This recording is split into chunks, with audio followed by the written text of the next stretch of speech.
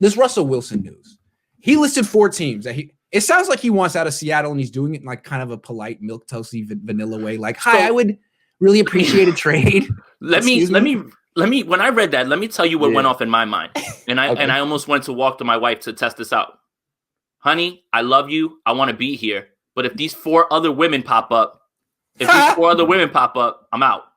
Okay?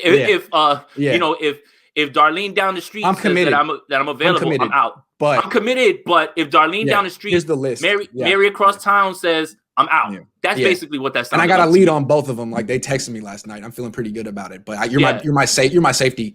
I just want to make sure that you're aware. Yeah, but it's business. No, absolutely. That's pretty much where they're at. So it seems like a breakup's inevitable. And from the way I look at it, if I were running the Seahawks, I would want to trade him. They've tried it so many times to win with him making all this money, and they can't. Like, their formula is strong defense, strong running game, athlete quarterback who's not super polished. I mean, he's not the engine of the team over there. Like, they might be able to do pretty well with a guy like Justin Fields. They should do that. Like, trade Russell Wilson for the number 2 pick if you can. But that doesn't concern the Niners. What I'm looking is, he lists the Raiders. He lists a bunch of teams that maybe, well, the Raiders in particular, like, are they going to trade Derek Carr back to Seattle? Would Seattle even want him? Or can the Niners swoop in there on a 3-way? And would you want Derek Carr? Because to me, he is certainly an upgrade over Jimmy Garoppolo. No question about it. He may be, but how often do these 3 teams trades happen where like franchise quarterbacks are swapped around, right? So like that, 0% I love the thought, the hypothetical, right? Like, that's cool. It's just, I think the best thing about this would be that Russell Wilson leaves this division. Like, I just don't want him here anymore. Yeah. Like, I don't want him in this division. I don't want to see him 2 times a year. I don't want to see him with the ball in his hands with a game-winning drive. He was, you know what? Here's another thing.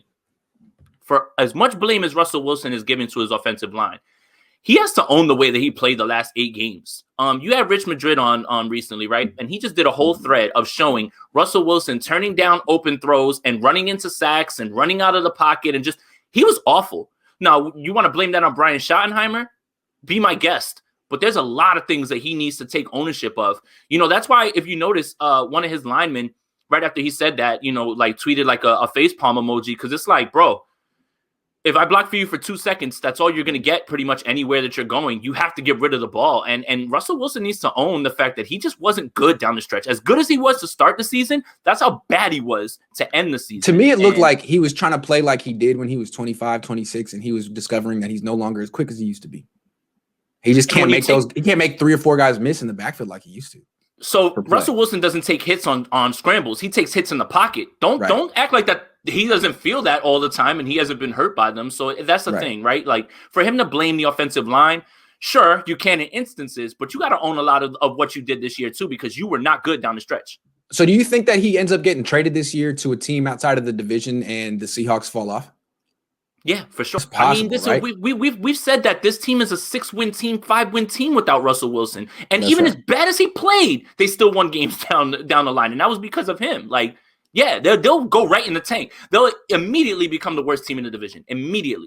Interesting. Well, that bodes well for the Niners, because right now they look like the worst team in the division with the worst quarterback in the division. But see, I don't know about that one. I would say Arizona's probably the worst team in the division still too right now. I mean, you can make the argument that Jimmy's the 4th best in the division, that's but true. I wouldn't say I just expect Arizona to make moves in free agency because they have they don't have it. How do they not? No, it's have not that. Man? It's not that they don't have it. They still got Cliff. But that's sucks. It, man. I cannot get behind that team if Cliff is there, man. I can't. Yeah, I just can't. He's awful. Yeah, he really is awful. I like when they go spread 5 wide, all curls though. That is money. Yeah, I love it when they line up DeAndre Hopkins on the left side and make him run every single play. Yeah. Okay, so hold on. My prediction. I mean, he could go to the Raiders, but I think you have to have like a real high draft pick to get Russell Wilson, because this team's going to want a replacement. And to me, it's such a natural to send him to the Jets, which is just, career suicide for Russell Wilson. Good luck with the Jets and Robert Saleh throwing to whoever you got over there. And then they can get the number 2 pick and take Justin Fields. Well, they have the second most cap space behind the Jets. The Jets. Yes, the Jets. The Jets. So if they bring Russell Wilson, they bring in a quarterback, Allen Robinson will probably be there. This guy will probably be there. So that's the thing, right? And then again, this is what's cool about these hypotheticals on February 25th. Things, as soon as free agency opens up, then needs start to open up. And there's going to be a lot of prime free agents on this market because of people getting under that cap number. So we're like just in the beginning of one of the craziest off seasons of all time based on COVID and based on everybody trying to get under this. So I understand the thought process of, hey, the Jets end people's careers and things like that. But I think there's a new, man in town. So Saleh and McDaniel, you run a Shanahan offense, you put some pieces around them. It's got to be better than it was before. But I agree with you. The stigma of that franchise is still there, and it's still very prevalent. The only thing that might hold back Pete Carroll from sending Russell Wilson to the Jets is he may not want to set up his Robert Saleh to look better than him and be better than him. But look, I still think that that's what's going to happen, unless you think there's another one. And I think it'll be interesting. You like the Niners to move up for Justin Fields. I do. It's possible that they'll be facing him twice a season for the foreseeable future. Cool. But they'll have Jimmy Garoppolo, so it's all good. So don't worry about it. You had to say that last part, didn't you?